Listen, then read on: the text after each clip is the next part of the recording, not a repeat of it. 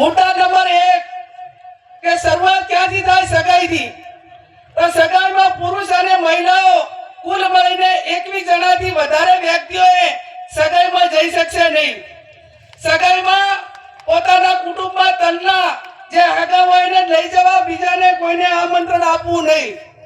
સમાજના તમામ પ્રકારના પ્રસંગોમાં કોઈ પણ પ્રસંગ હોય એની અંદર ઓઢવણામાં કપડા કે દાગીના લઈ જવા નહીં. તમામ આપણાથી રીત રિવાજો પ્રમાણે રોકડમાં ઓઢવણું કરવું. સગાઈમાં માત્ર કેટલી વસ્તુ લઈ જવાની રહેશે? સાડી, નાળિયેર અને રૂપિયો. આ ત્રણ જ વસ્તુ સગાઈની અંદર લઈ જવાની રહેશે. બીજી કોઈ પણ પ્રકારની વસ્તુ લઈ જવાની રહેશે નહીં.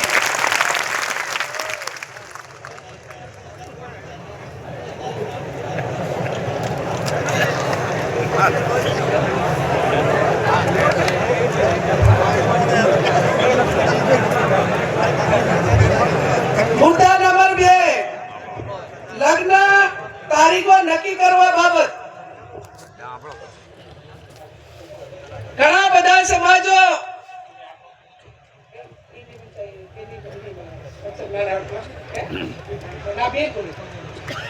લગ્ન તારીખો નક્કી કરવા બાબત. તો આખો સમાજ આજે એવું નક્કી કરે છે વાગડની ધરતીમાં જગદીશભાઈ ઠાકોર સાહેબ કે 12 માસ લગ્નથી આજે પશુપાલન હોય, ખેતીવાડી હોય, ધંધા રોજગાર બધા કુરુંબે જાય છે. અને સમય આવ્યો છે કે એક મિનિટ ઉપર દુનિયા ચાલે છે અને આપણને વર્ષોની મહિનાની કિંમત નથી. ત્યારે આટલા 2 માસમાં સમાજ જ્ઞાનીબેનને વિનંતી કે મુદ્દાનું વાંચન થતું હોય ત્યારે માત્ર મુદ્દાઓ જ વાંચશે, વચ્ચે બીજો વિષય નહીં લે. આપણે જે વાત નક્કી થઈ છે વર્ષમાં 2 માસમાં સમાજને લગ્ન માટે તારીખો નક્કી કરવાની થાય છે. વૈશાખ સુદ એકમ થી 15 દિવસ પૂનમ સુધી.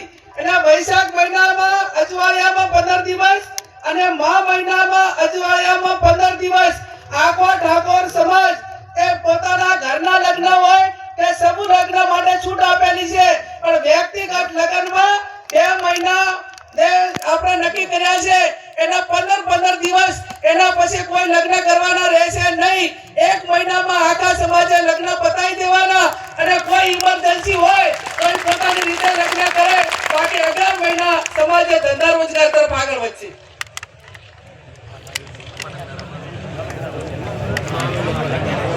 મુદ્દા નંબર 3 સગાઈ કર્યા પછી લગ્ન કરવાના હોય ત્યારે લગ્ન મૂકવાની પ્રથા સદંતર બંધ કરવામાં આવે છે.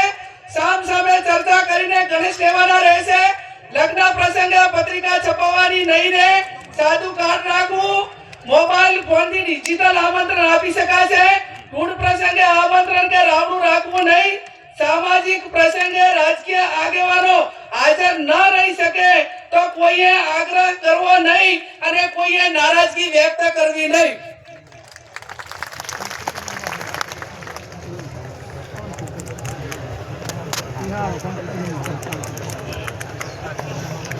એના પછી જાન લઈ જવાના પ્રસંગે જાનમાં સનરોફ ગાડી લઈ જવી નહીં.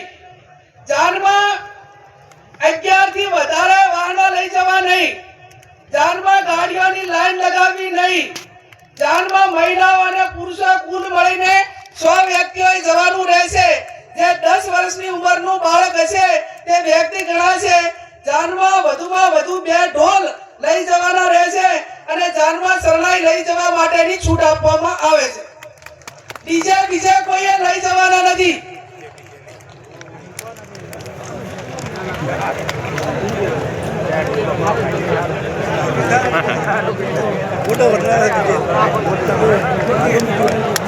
હવે આપણે પટલું, દાગીના, હમાઓ અલગ અલગ પંથકમાં બોલાય છે. વરરાજા સામે ગામ જાન લઈ જાય વેવાઈને ત્યાં તો એને કયા દાગીના લઈ જવા? બુટી, મંગળસૂત્ર, પગની જાજરી અને સાદી બંગડી લઈ જવાની રહેશે. આ સિવાય અન્ય કોઈ દાગીના કોઈ પણ સંજોગોમાં લઈ જવાના રહેશે નહીં.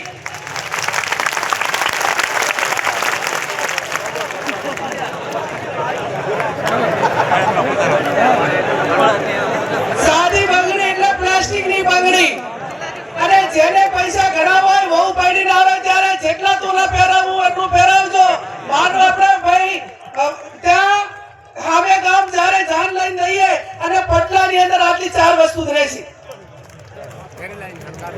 લગ્ન પ્રસંગે હલ્દી રસમ એન્ટ્રી મારવાની પ્રથા આ તમામ પ્રકારની રસમો બંધ કરવામાં આવે છે.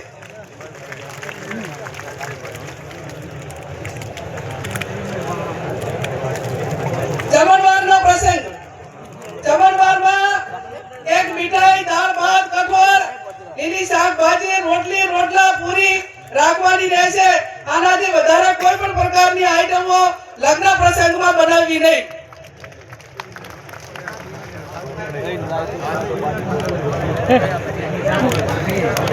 જમણવારમાં છાશ રાખવી હોય તો રાખી શકાશે. ઉનાળાનું હોય તો સાહેબ છાશ રાખવી પડે. હવે પછી આવ્યો મામેરાનો પ્રસંગ. નહીં આવે એટલું છે એના આધારે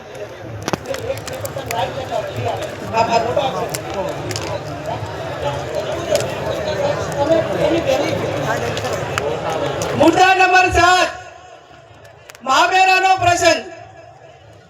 મામેરામાં મહિલા અને પુરુષ સાથે વધુમાં વધુ 100 ની સંખ્યા લઈ જવાની રહેશે. મામેરામાં વધુમાં વધુ તમામ પ્રકારના 11 વાહનો લઈ જવાના રહેશે. મામેરામાં કપડાની ઓઢવણી પ્રથા સદંતર બંધ કરવામાં આવે છે. તેની જગ્યાએ જે માંડવિયા હોય, જે આપણા પ્રસંગો હોય એ ઢાળા પ્રમાણે રોકડમાં ઓઢવણું કરવાનું રહે છે. મામેરામાં ઓછામાં ઓછા એ 11,000 અને વધુમાં વધુ જે ઢાલમાં મેળવવાના એ 1,51,000 થી વધારે જાહેરમાં કોઈ રકમ મૂકી શકાશે નહીં. મામેરા પ્રકારમાં તમામ પ્રકારના દાગીના લેવા લઈ જવાની પ્રથા બંધ કરવામાં આવે છે. અને તમામને દાગીના લઈ જવા હોય તો એ આગલે દાડે આપી આવે અથવા તો પછી અઠવાડિયા પછી બાકી ઢાલમાં એ દિવસે આ 1,51,000 થી વધારતી કોઈ પણ પ્રકારની રકમ એ વધારે જાહેર માંડવામાં કે ઢાલમાં મૂકવાની રહેશે નહીં.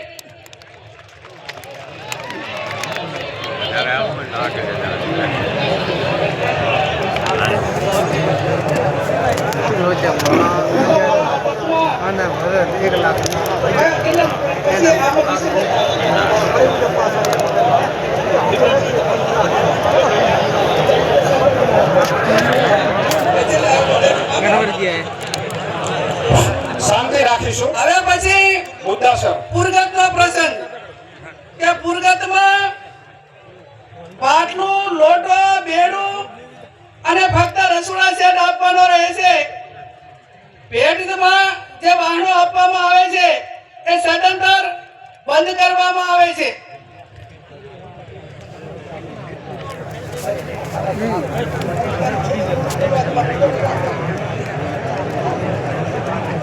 આણાનો પ્રસંગ.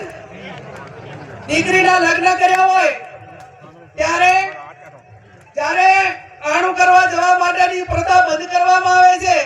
આપણા સમાજના રીત રિવાજ મુજબ કન્યાને સસરાના પક્ષમાંથી 2 વ્યક્તિઓ આવી અને તેના પિયરમાં મૂકી જવાના રહેશે. બોલામણા પ્રથા સદંતર બંધ કરવામાં આવે છે. બીમારી પ્રસંગે રાવણા કે અન્ય આમંત્રણ પ્રથા એટલે કે બોલામણા પ્રથા સદંતર બંધ કરવામાં આવે છે.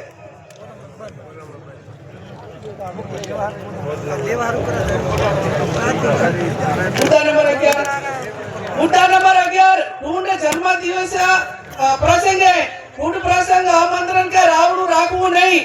જન્મદિવસની ઉજવણી પ્રસંગે સદંતર બંધ કરવામાં આવે છે. જન્મદિવસની ખુશી પેટે જે તે વ્યક્તિએ નજીકની આપણા સમાજની લાઇબ્રેરી હોય અથવા શૈક્ષણિક સંસ્થા હોય ત્યાં યથાશક્તિ ફાળો આપી શકશે. મુદ્દા નંબર 12 છૂટાછેડા બાબત. સગું કરતી વખતે બંને પક્ષોએ જોઈ વિચારી એકાબીજાના દીકરા દીકરીને સામસામે જોયા પછી સગું નક્કી કરવું. તેમ છતાં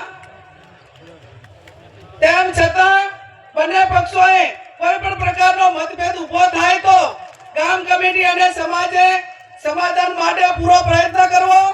પ્રયત્નો કરવા છતાં સમાધાન ન થાય તો મૂળ દોષના ધોરણે નીચે પ્રમાણે વ્યવહાર નક્કી કરવામાં આવે છે. સગાઈ માત્ર કરેલી હોય તો એનો 51,000 રૂપિયા અને 50% એ પૈકીની રકમ એ શૈક્ષણિક સંસ્થામાં આપવાની રહેશે.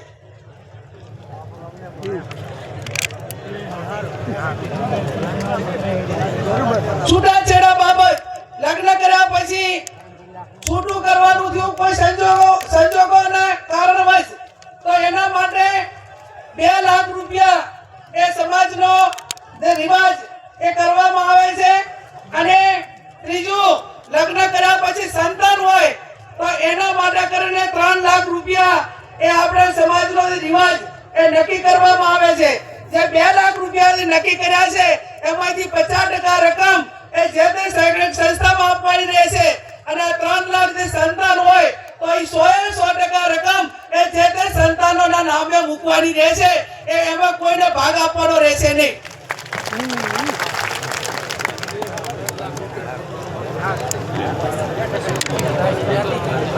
મૈત્રી કરાર, હવે મૈત્રી કરાર હોય કે લવ મેરેજ હોય, આ કાયદાથી બંધાયેલી વસ્તુ છે. પણ મૈત્રી કરાર તેમજ ભાગીને પ્રેમ લગ્ન